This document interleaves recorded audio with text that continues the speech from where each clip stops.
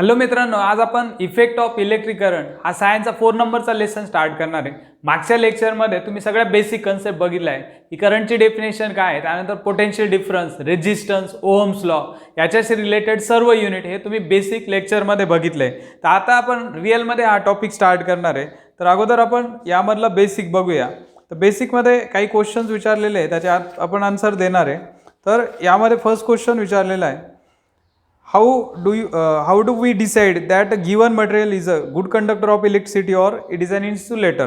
तर आता एखादा सबस्टन्स किंवा एखादा इलेमेंट असेल, मेटल असेल, नॉन मेटल असेल किंवा काही पण असेल, मटेरियल म्हणजे काय, एनी सबस्टन्स, तर तो substance good conductor of electricity आहे की नाही हे कसं ओळखू शकतो, किंवा तो इन्सुलेटर आहे. तर हे आपण फक्त कशावरून ओळखू शकतो, material having the very low resistance are good conductor of electricity, while material which has the very high conductor it is bad conductor of electricity, that is insulator. आता मुळात काय माहिती का तुम्हाला, ओहम्स लॉ माहिती आहे. ओहम्स लॉ मध्ये काय सांगितलं होतो आपण की V इज इक्वल टू काय, IR आहे. तर यामध्ये इनडायरेक्टली जर पोटेन्शियल डिफरन्स कॉन्स्टंट आहे तर I is inversely proportional to resistance असं आपल्याला मिळत आहे. Current is inversely proportional to resistance. जर एखाद्या मटेरियलचा रेजिस्टन्स लो असेल तर त्याच्यामधून पास होणारा करंट काय, ग्रेटर असेल, it is good conductor of electricity. आणि जर रेजिस्टन्स त्याचा हाय असेल तर त्यामधून जाणारा करंट लो असतो, तर तो असेल इन्सुलेटर किंवा बॅड कंडक्टर ऑफ इलेक्ट्रिसिटी. तर मुळात हे रेजिस्टन्स ओळखता येतं. रेजिस्टन्स म्हणजे रेजिस्टन्स दाखवण्यासाठी रेजिस्टिव्हिटी प्रॉपर्टी असते, ही पण आपण लास्ट लेक्चरमध्ये बघितलं आहे. देन सेकंड क्वेश्चन आहे, ion is a conductor of electricity, but when we pick up a piece of iron resting on the ground, why don't we get electric shock? आता हे बघा सिंपल आहे की इथे एक क्वेश्चन विचारलेला आहे, जेव्हा आपण आयन काय गुड कंडक्टर ऑफ इलेक्ट्रिसिटी, पण ग्राउंडवरून जेव्हा त्याला उचलतो येतं त्यामधून आपल्याला काही शॉक लागत नाहीये. To get an electric shock the object should be charge. Piece of ion on the ground are not charge. Thus even though iron is good conductor of electricity, we do not get electric shock while lifting it from the ground. Simple आहे की हा समजा ion object आहे, हा मी ग्राउंडवरून उचलतोय, पण हा charge नाहीये. हा चार्ज असेल तेव्हाच मला त्याचा काय लागणार आहे, शॉक लागणार आहे. तर हा चार्ज नसेल तर मला शॉक लागणार नाहीये. तर यामध्ये काही डायग्राम्स दिलेले आहे. तर लास्ट इयरचा काही पार्ट इथे रिवाइज करणार आहे आपण. What do you observe in the following picture? तर डायग्राममध्ये आपल्याला काय दिसतंय, तर इथे डिफरंट इलेक्ट्रिक इन्स्ट्रुमेंट दाखवलेले आहे. एक इलेक्ट्रोमॅग्नेटिक बेल आहे, इलेक्ट्रिक फॅन आहे, देन इलेक्ट्रिक इथे ओव्हन आहे, देन लॅम्प आहे, टेलिव्हिजन दाखवलेला आहे. या सगळ्या गोष्टी इथे दाखवलेल्या आहे. तर या सगळ्यांचा नेट रिझल्ट एकच आहे की हे कशावरती वर्क करतं, इफेक्ट ऑफ इलेक्ट्रिक करंट. कारण लाईट असेल तरच या इलेक्ट्रिसिटी प्रोव्हाइड केली तरच हे काय होतं, ऑब्जेक्ट हे इलेक्ट्रिक इन्स्ट्रुमेंट वर्क करत आहे. आपण टी व्ही बघू शकतो, त्यानंतर लॅम्प यूज करू शकतो, इलेक्ट्रिक बेल पण वर्क करते, फॅन पण वर्क करतोय. फक्त एकच आहे की इथे मेन रोल कोणाचा आहे, इलेक्ट्रिक करंट. तर आपण असं आन्सर लिहू शकतो, effect of electric current. All this instrument work on the effect of electric current. Then second, which effect of electric current do you find? तर पर्टिक्युलर इलेक्ट्रिक इन्स्ट्रुमेंटमध्ये तुम्हाला कोणता इफेक्ट दिसतोय? फर्स्ट आहे T V, electric fireplace, lamp. 3 गोष्टी आहे, T V आहे, electric fireplace आणि लॅम्प आहे. They work on the heating effect of electric current. Then fan कशावरती वर्क करतोय? Simple magnetic effect of electric current. एक हिटिंग इफेक्ट आहे जिथे हीट प्रोड्यूस होत आहे. जसं बघा कंडक्टरमधून जर करंट पास करताय तर त्यामध्ये हीट जनरेटेड होते, हे आपण पुढे बघणार आहे ज्यूल्स लॉमध्ये. तर तुम्ही लक्षात ठेवा की हे जे इन्स्ट्रुमेंट दिलेलं आहे, टी व्ही, इलेक्ट्रिक फायरप्लेस आणि लॅम्पला तुम्ही हात लावला त्यामधून तर त्याला तुम्हाला चटका बसतोय, कारण त्याच्यामधून काय जनरेट होतं, हीट लिबरेट होत आहे, हीट इव्हॉल्ड होत आहे.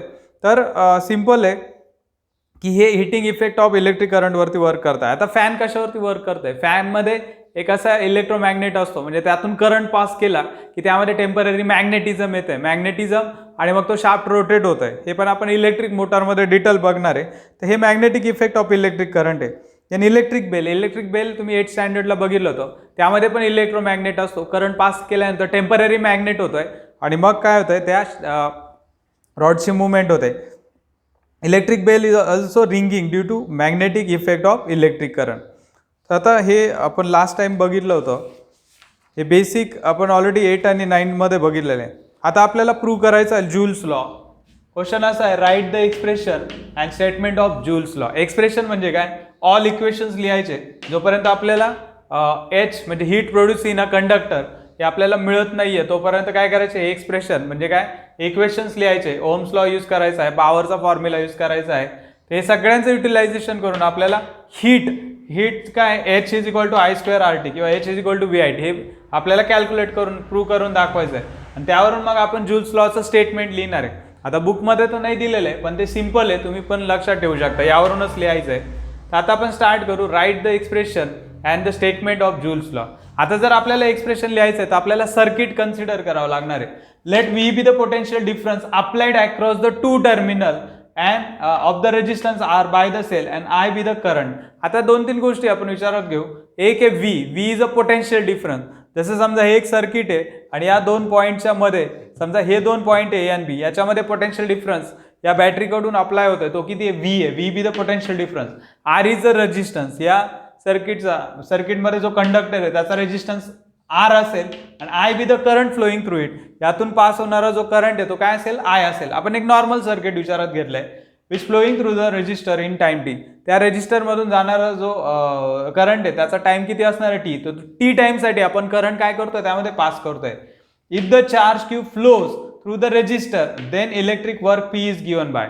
आता इथे इलेक्ट्रिक वर्क होतोय, जसं फॅन फिरतोय तर ते मेकॅनिकल वर्क आहे, तसं इथे काय होतंय, charge is transfer from one point to another. Charge काय होतंय, ट्रान्सफर होतोय. Then electric work is done.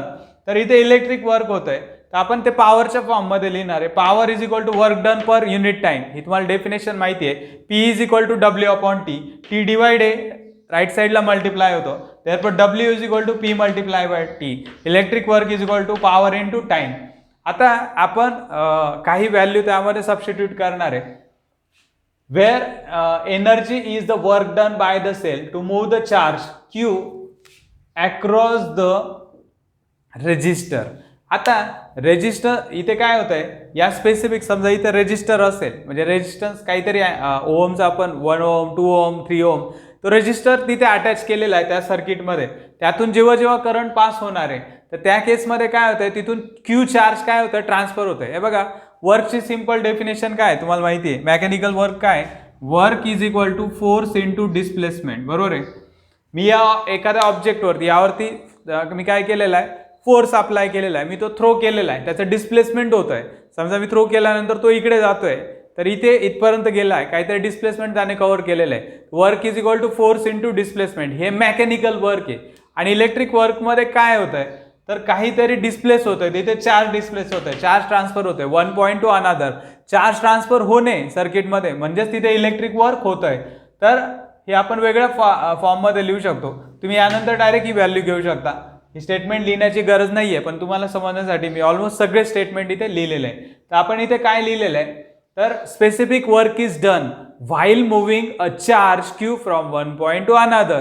तर एका पॉईंट पासून दुसऱ्या पॉईंटकडे चार्ज ट्रान्सफर करण्यासाठी इथे काहीतरी वर्क झालेलं आहे. इलेक्ट्रिक वर्क म्हणजे काय झालेलं ते W is equal to V multiply by Q. W म्हणजे काय, वर्क आहे. व्ही म्हणजे काय, पोटेन्शियल डिफरन्स. आणि क्यू म्हणजे काय, चार्ज ट्रान्सफर. तर आता डब्ल्यूचा फॉर्म्युला व्ही क्यू आहे. तर आता पॉवरच्या फॉर्म्युलामध्ये ते आपण सबस्टिट्यूट करू. पॉवर काय होतं, equation, therefore equation 1 become power is equal to work done per unit time, work upon time. वर्कचा फॉर्म्युला आहे V multiply by Q. Electric work बोलतोय मी, तर work is equal to V Q. तर वर्कचा फॉर्म्युला इथून लिहिलेला आहे आपण व्ही क्यू. आता क्यूचा फॉर्म्युला तुम्हाला माहिती आहे, क्यू म्हणजे काय, चार्ज असतो. चार्जचा फॉर्म्युला काय, Q is equal to I T. Q is equal to काय असतो, आय टी. तर आता मी इथे व्हॅल्यू लिहून ठेवतो and Q is equal to I T. हा दुसरा फॉर्म्युला आहे. तर आपण हे दोन्ही फॉर्म्युले इथे सबस्टिट्यूट केले. First W is replace by V Q and Q is replace by I T. Q म्हणजे काय, charge transfer. Wien 1 ampere current passing through the circuit for time t, then the charge transfer is 1 coulomb. हा जो charge असतो तो coulomb मध्ये असतो. जेव्हा 1 ampere current हा 1 सेकंडसाठी, टाइम 1 सेकंडसाठी इथे पास होतोय, तेव्हा त्यामधून जाणारा जो चार्ज आहे तो ट्रान्सफर होणारा चार्ज क्यू असतो. क्यूचा फॉर्म्युला आहे आय टी.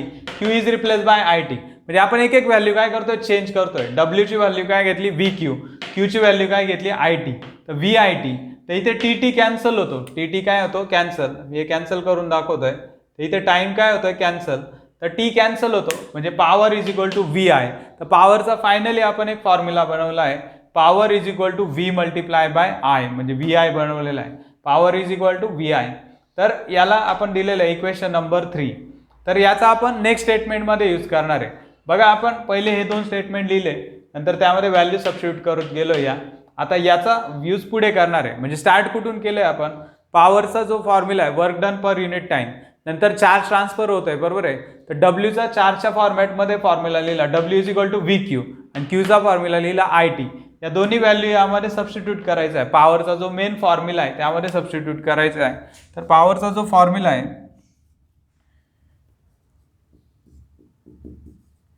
तो युटिलाइज करायचा आहे. तो जर तुम्हाला बरोबर यूज करता आला तर इथे आपल्याला काय करता येईल, इथे हे फायनल जे डेरिवेशन आहे ते आपल्याला बनवता येईल, किंवा फायनल जे एक्सप्रेशन आहे ते आपल्याला लिहिता येईल. तर आता पुढचा नेक्स्ट पार्ट आहे. आता तुम्हाला माहिती आहे आपण जेवढी एनर्जी सप्लाय करतोय किंवा जे काही वर्क होतोय, तर वर्क इथे काय होतंय, when current is pass through the conductor then heat is produce. इथे वर्क काय होतंय, हीट प्रोड्यूस होतंय. The cell provides the energy to the resistor which is converted into heat energy. ठीक आहे, इथे काय होतंय की आपण पोटेन्शियल डिफरन्स अप्लाय करतोय, करंट पास होतोय, पण नेट रिझल्ट काय मिळतोय, व्हॉट इज द वर्क.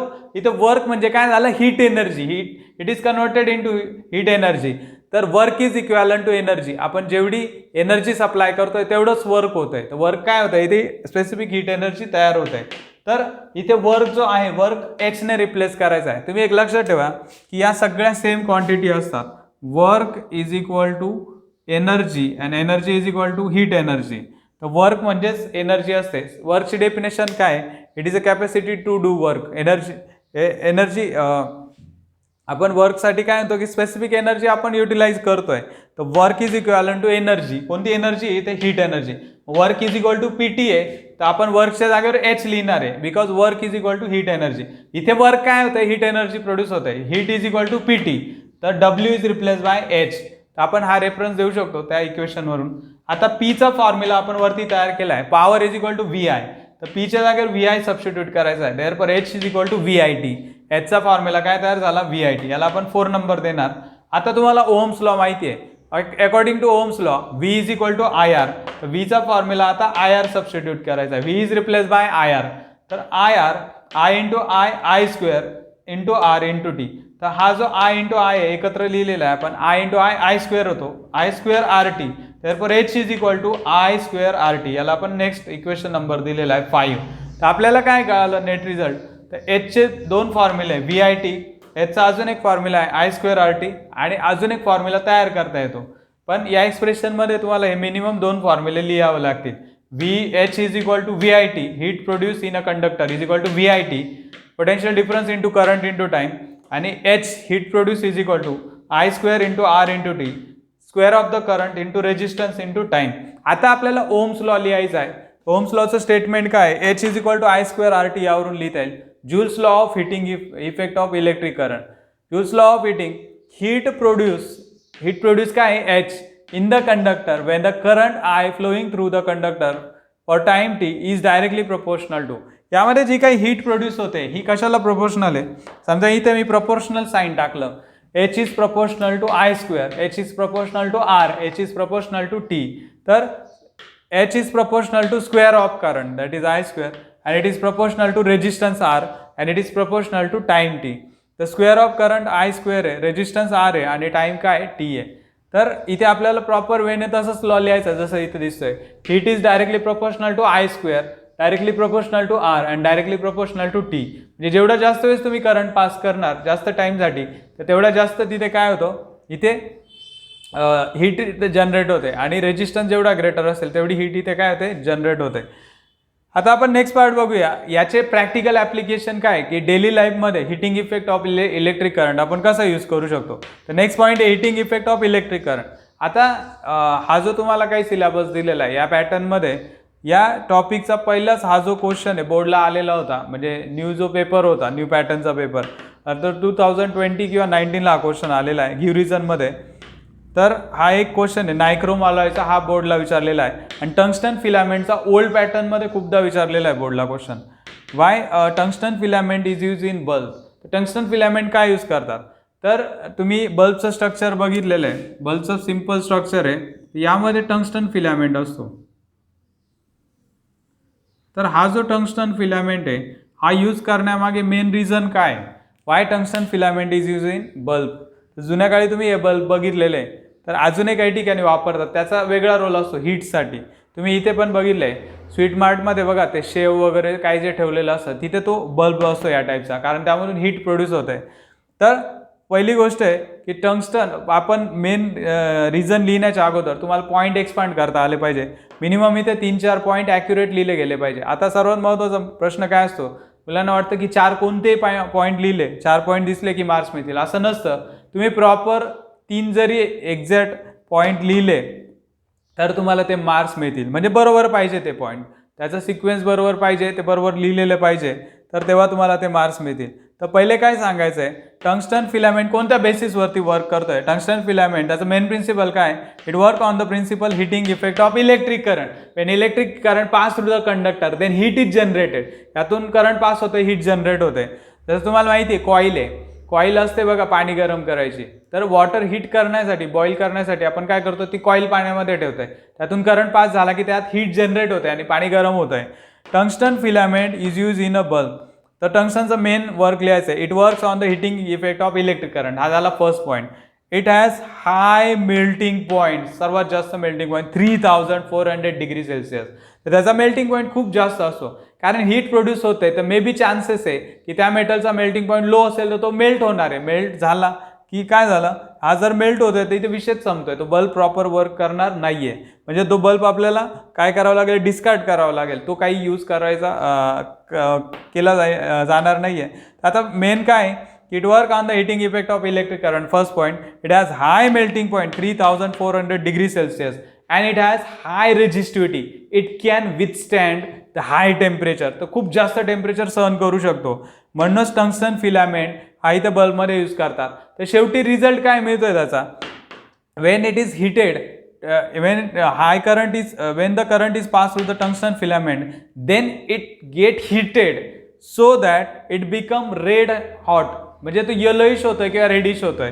तर इथे टंगस्टन फिलामेंटमध्ये इतकी जास्त हीट प्रोड्यूस होते की तो डायरेक्ट रेडिश किंवा येलोइश होतोय, आणि त्यातून काय होते, लाईट इज इमिट. तर इमिट होतोय लाईट बाहेर पडतो, म्हणजे त्याच्यासाठी एक स्टेटमेंट आहे, लाईट इज इमिटेड. आपण असं लिहू शकतो, तर tungsten it work on the heating effect of electric current. It has high resistivity, it can withstand high temperature, it has high melting point 3400 degree Celsius, and when the current is passed through the tungsten filament, then the heat is produced so that tungsten filament become reddish or yellowish, so that it emit the light. तो इतका red hot होतो की त्यातून अक्षरशः light बाहेर पडतोय. म्हणजे heat तर तयार झाली तिथे, पण हीट काय होतं तिथे, तो आपण जर बल्बला हात लावला तर चटका बसतोय, म्हणजे काय त्यातून हीट बाहेर पडते. हीट तर तयार झालेली, पण तो टंगस्टन इतका रेडिश किंवा येलोइश होतोय, त्यातून लाईट बाहेर पडायला सुरुवात होते. therefore tungsten filament use in the bulb. तर मी तुम्हाला 4 पॉईंट सांगितले, हा फर्स्ट आहे, सेकंड, थर्ड, आणि emit the light. Emit the लाईटचा अजून एक पॉईंट आहे,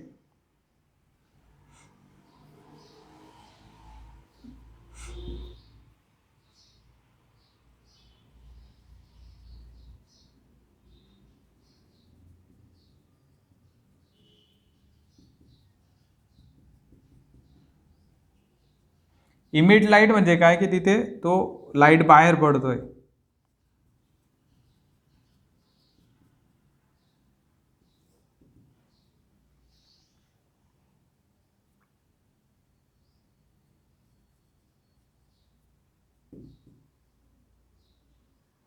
आता नेक्स्ट आहे नायक्रोम अलॉयचा क्वेश्चन न्यू पॅटर्नमध्ये गिव्ह रिझनमध्ये विचारलेला आहे.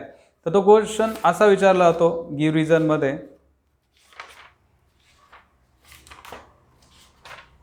क्वेश्चन असा आहे, in the electric equipment which produce heat. असे इलेक्ट्रिक इक्विपमेंट की जे हीट प्रोड्यूस करताय, सच as iron, electric heater, boiler, toaster. In this instrument, an alloy such as nichrome is used and not pure metal.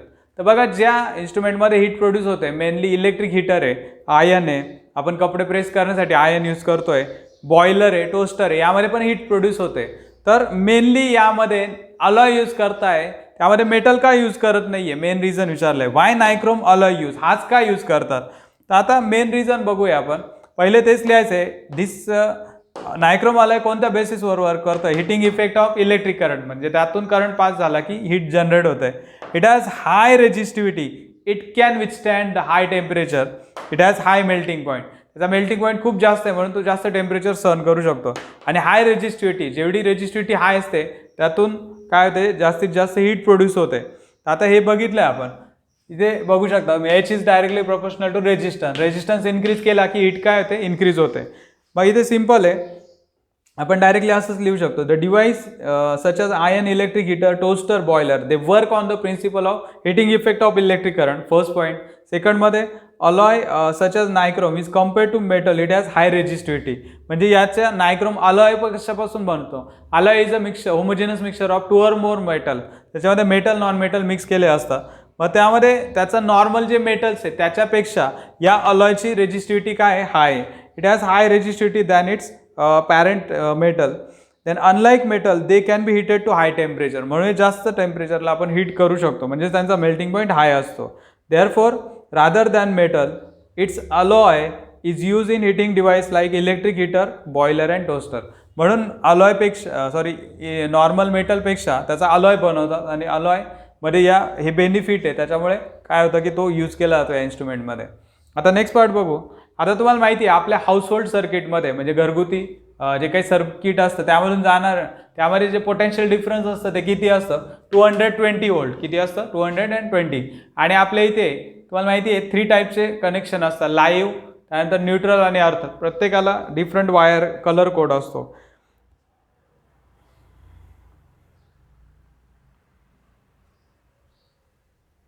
आता तुम्हाला एक माहिती आहे की कधी कधी काय होतं आहे की लाईव्ह आणि न्यूट्रल वायर जेव्हा कॉन्टॅक्टमध्ये येते तेव्हा काय होतं, शॉर्ट सर्किट होते. 2 डिफरंट कन्सेप्ट आहे, एक आहे शॉर्ट सर्किट, एक शॉर्ट सर्किट आहे, आणि एक काय ओव्हरलोडिंग आहे. तर शॉर्ट सर्किट कधी होत आहे तुम्हाला माहिती आहे, लाईव्ह वायरमधून काय होतं आहे, हाय करंट पास होत आहे, आणि न्यूट्रल वायरमधून लो करंट. तर live wire is at high potential आणि neutral wire as low potential. But जेव्हा त्याच्यावरती जो प्लास्टिक असतो, आता तुम्हाला माहिती आहे मेटल वायरमधून जेव्हा करंट पास होतं त्यामध्ये हीट जनरेट होते. बट आपल्या इथे जर खूप दिवसाचे कनेक्शन झालेले आहे, म्हणजे खूप दिवसापूर्वीची फिटिंग आहे, तर मे बी असं होऊ शकतं की वरचं जे कोटिंग आहे प्लास्टिकचं ते मेल्ट होऊ शकतं, प्लास्टिक मेल्ट होतं, वरती प्लास्टिकचं कोटिंग असतं ते मेल्ट होऊ शकतं. ते मेल्ट झालं की लाईव्ह आणि हे जे दोन्ही वायर्स हे कॉन्टॅक्टमध्ये येतं, एकमेकांना क्रॉस करताय, क्रॉस केल्यानंतर काय होतं, high current will pass through the neutral wire, neutral वायरमधून खूप जास्त करंट पास होतो. Therefore heat is produce in a large amount, त्यामध्ये इतकी जास्त हीट प्रोड्यूस होते. Therefore the problems like fire will takes place, मग तिथे आग लागण्याची शक्यता असते, त्याला शॉर्ट सर्किट म्हणतात. काय म्हणतात त्याला, शॉर्ट सर्किट. तर शॉर्ट सर्किट आणि ओव्हरलोडिंग मी मागच्या बेसिक लेक्चरमध्ये पण एक्सप्लेन केलं आहे, हे मी परत एक्सप्लेन करतोय, मे बी या कन्सेप्ट विचारल्या जाऊ शकता. आता ओव्हरलोडिंग काय असतं, आता तुम्हाला माहिती आहे आपल्या सर्वात जास्त जो इलेक्ट्रिसिटीचा यूज आहे तो कोणत्या सीझनमध्ये असतो, समर सीझनमध्ये.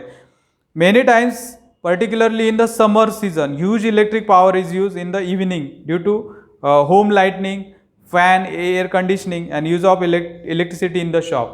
तर डेली काय होतं, समर सीझनमध्ये इलेक्ट्रिसिटी सप्लायची डिमांड खूप जास्त असते कस्टमरकडून, कारण घरामध्ये लाईटनिंग असते, फॅन असते, AC चालू असतो, देन शॉपमध्ये पण या सगळ्या गोष्टी एकाच वेळेस चालू असतात. But as a result excessive current is withdraw from the transformer. आपल्या इथे जिथून करंट सप्लाय होतं, कसं असतं की मेन थर्मल पॉवर प्लांट आहे आपल्या इथे एक लेअरला आहे, तिथून काय होतं, जो काही ट्रान्सफॉर्मर आहे तिथपर्यंत करंट येतोय, तर सबस्टेशन असतं आणि तिथून आपल्या कस्टमरपर्यंत म्हणजे घरापर्यंत करंट येतोय. तर इथे काय होतंय, ट्रान्सफॉर्मरपासून खूप जास्त करंट विड्रॉ होतोय, मग सगळ्या ठिकाणी हा विड्रॉ होतोय to supply the electricity. And if the capacity of transformer is insufficient then its fuse wire melt and supply gets shut down. It is called as overloading. आता काय होतं, जर ट्रान्सफॉर्मरकडे तेवढी प्रॉपर कॅपॅसिटी नाही आहे तर त्या केसमध्ये त्याची फ्यूज वायर जी असते मेल्ट होते आणि तो जो करंटचा सप्लाय आहे तो काय होतो, स्टॉप होतो. आता कधी कधी काय होतं की फायरसारखे प्रॉब्लेम होऊ शकतात, किंवा कधी कधी लाईटनिंग वगैरे होतं, म्हणजे तुम्हाला ती वीज पडते. कधी कधी असं होऊ शकतं की आपल्या नॉर्मल सर्किटमधून खूप जास्त ह्यूज करंट पास होऊ शकतो, तर काही इन्सिडेंट होतात असे.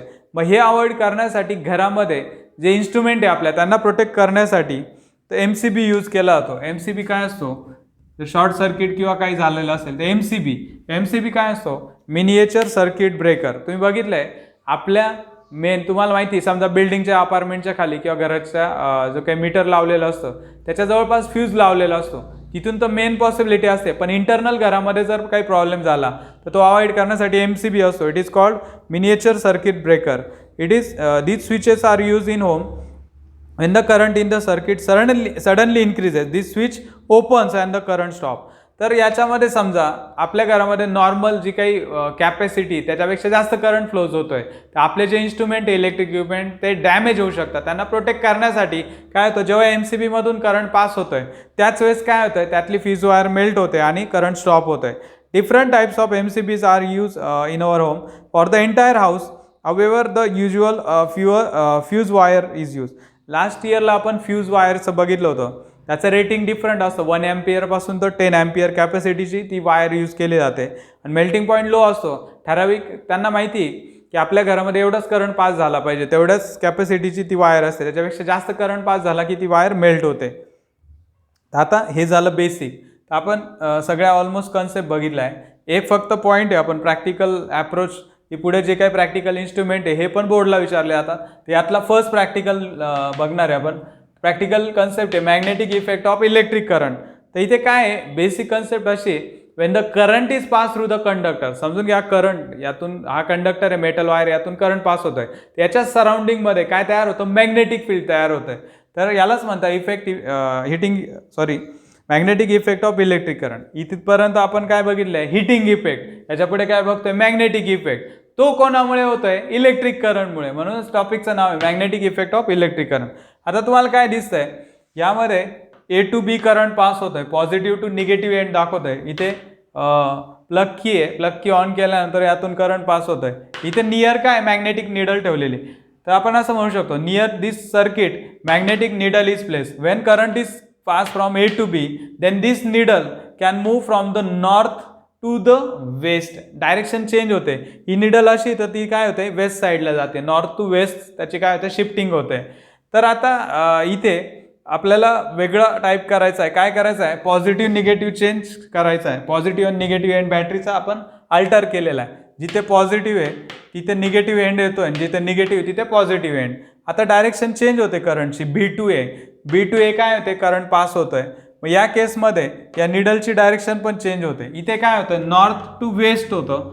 आता काय होतं, नॉर्थ टू ईस्ट जातोय तो.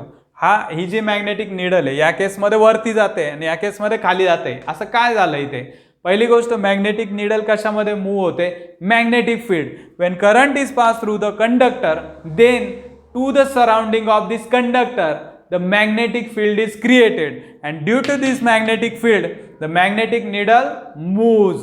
ती मॅग्नेटिक निडल काय होते, मूव्ह. इथे मॅग्नेटिक फील्ड तयार झाले. मग मॅग्नेटिक निडल तिकडे अट्रॅक्ट होते. ही पण मॅग्नेटिक निडल अट्रॅक्ट होते. As the direction of current changes, then the direction of magnetic field is also changes. बघा इथे काय होतं, ही मॅग्नेटिक निडल वरती मूव्ह होत होती, बरोबर आहे. आता इथे डायरेक्शन चेंज झाली. आता कुठे जाते, ती खाली जाते. म्हणजे मॅग्नेटिक निडलची जी डायरेक्शन आहे ती कशावरती डिपेंड आहे, डायरेक्शन ऑफ मॅग्नेटिक फील्ड. आणि मॅग्नेटिक फील्ड कशावरती डिपेंड आहे, करंट. म्हणजेच काय, current is directly proportional to the magnetic field. Current कशाला प्रोपोर्शनल आहे, magnetic field. As the current increases, then magnetic field is also increases. As the direction of current changes, the direction of magnetic field is also changes. तर आपल्याला हे कळालं की normal metal wire मधून जेव्हा current pass होतो त्यात काय जनरेट होतो, मॅग्नेटिक फील्ड. आता याच्याशी रिलेटेड जे काही रूल आहे, राईट हँड थंब रूल आहे, त्यानंतर याच्यामध्ये अजून डिफरंट एक्सपेरिमेंट्स आहे, हे आपण नेक्स्ट टॉपिकमध्ये बघूया. तुम्हाला या सगळ्या बेसिक कन्सेप्ट समजल्या असतील. ओके, भेटूया.